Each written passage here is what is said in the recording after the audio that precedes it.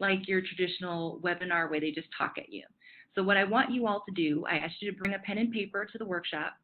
I want you to actually try to work through these numbers and figure out what you need for your business.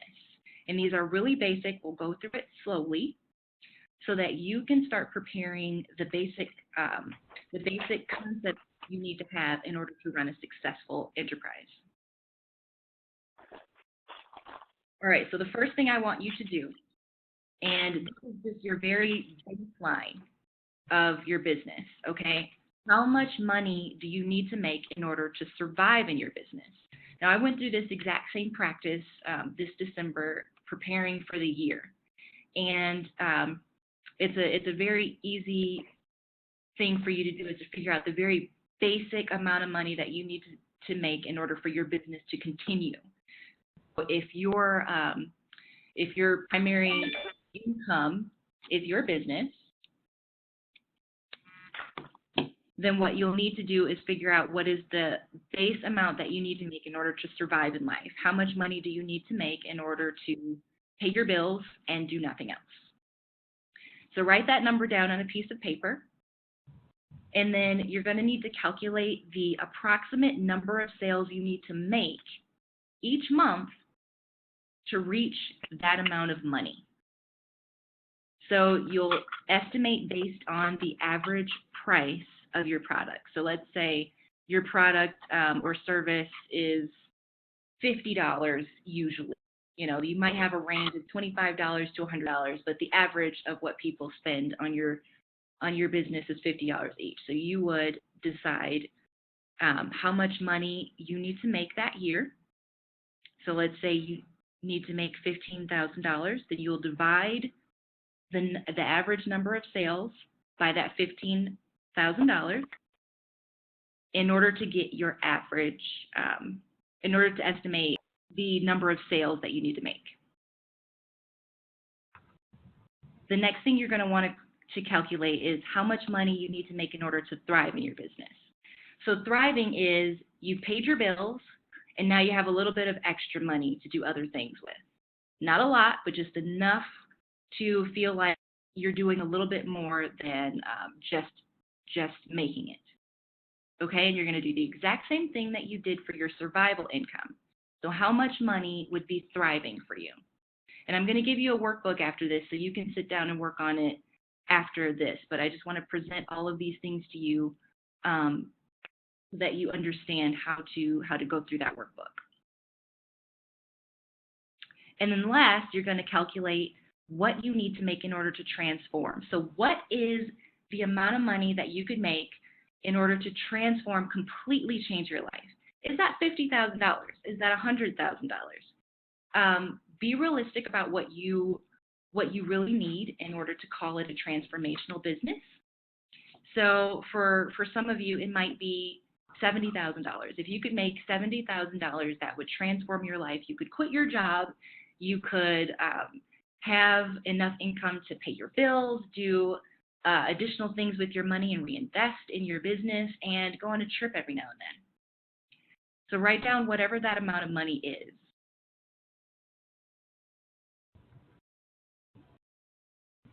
And here's an example. So this example, a person named Sherry, she sells marketing packages. So the average price of Sherry's product as a marketing consultant is $600. Sherry may have $200 packages, she may have $1,000 packages, but when she looks at the average of what people spend on her, it's $600 each time she makes a sale. Now, in order to survive in her life, Sherry needs to make $15,000 a year. And for her, that's 25 sales per year, or 2 sales per month. To thrive, Sherry needs $35,000 a year. So that means she's paying her bills and she's got some extra to reinvest in her business and do a few other things. But she's not blowing it out of the water. And that's 59 sales for her at $600 each. And that's 5 sales per month. For her to transform her life, quit her job, have everything she needs, that's $55,000 for her. So at $600 per sale, She needs to make 91 sales the whole year and 8 sales every month during the year.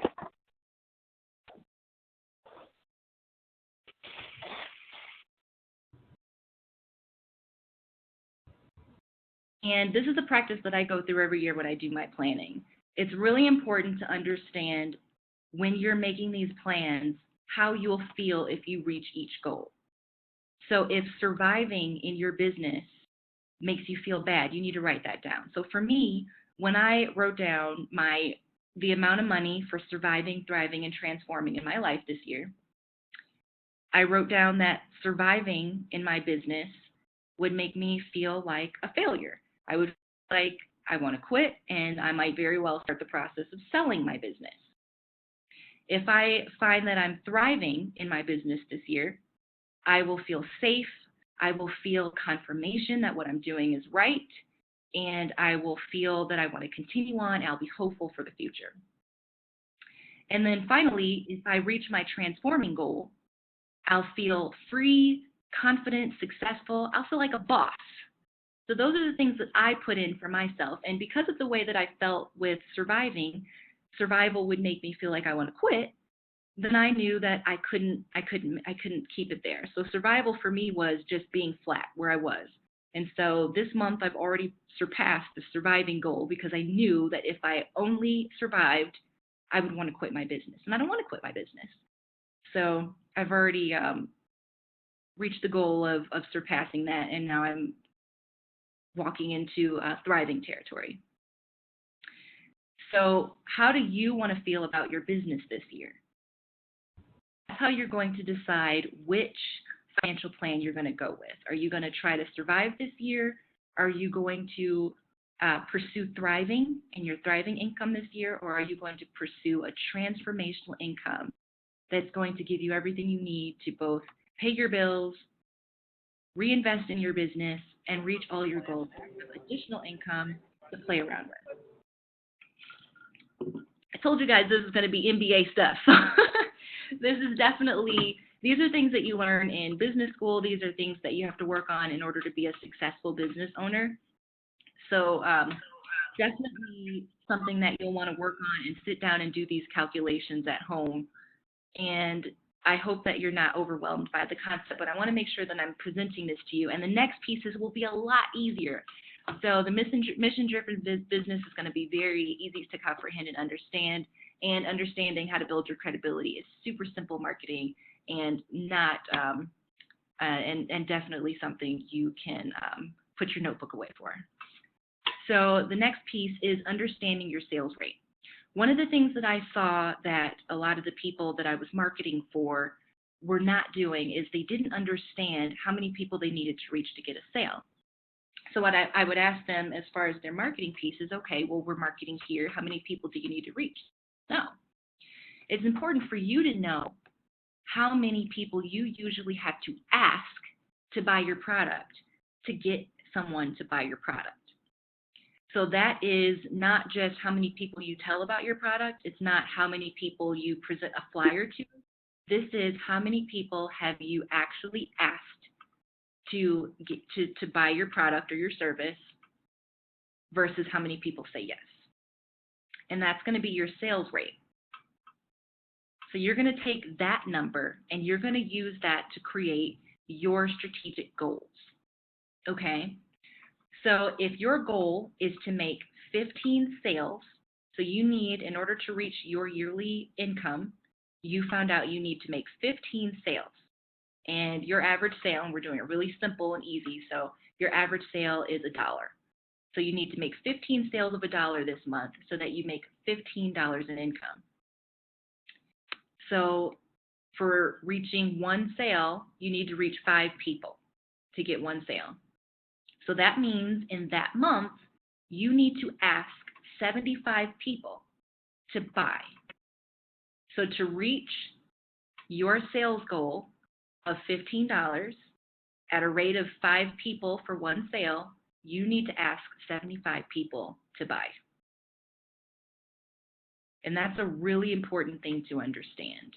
A lot of people think that, okay, well, I need 5 sales this month, so I need to find 5 people to ask. But it doesn't always work that way. Just because it's just a numbers game. It's never personal whether or not people buy from you, and you can increase this rate. You can make this a lot easier for yourself with the credibility piece that we'll talk about, with the mission-driven business that Savenco will be presenting. You can use different avenues to lower the number of people that you need to reach or ask for a sale in order to get that sale. And that'll make it a lot easier. So you'll find yourself writing down a smaller number of people that you need to reach each month to make your sales goals.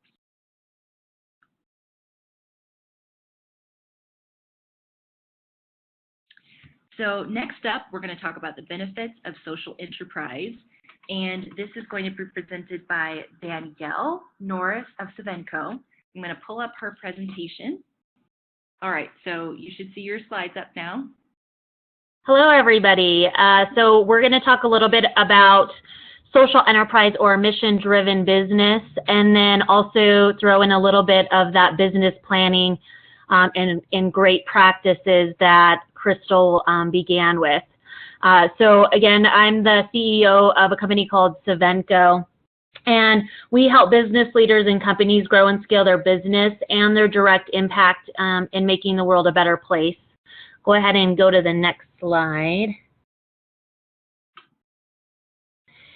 This is me again. Please follow me on Twitter and email me if you have any questions. I love to chat and get more information about what everyone else is doing. A little bit on my educational background. I have my undergrad is in international business, and I have a MBA in entrepreneurship. I also have certifications in real estate, world trade, women's and ethnic studies, and political policy.